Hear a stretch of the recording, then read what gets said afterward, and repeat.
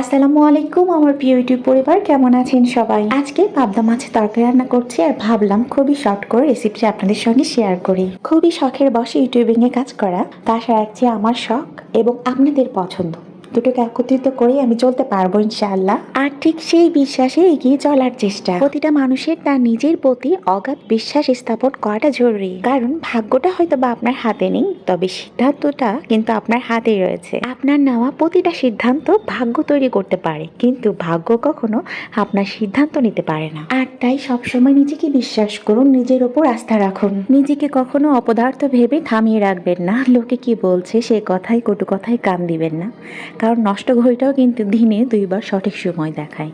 তাই নিজের প্রতি বিশ্বাস রেখে যেভাবে কাজ করছেন ওভাবে করে যান। সফলতা সে তো উপরওয়ালার হাতে, ভাগ্যে থাকলে আপনা আপনি আসবে। সবাই ভালো থাকবেন, ফিরবো আগামীতে নতুন কোনো ভিডিও নিয়ে। আল্লাহ হাফেজ, আসসালামু আলাইকুম।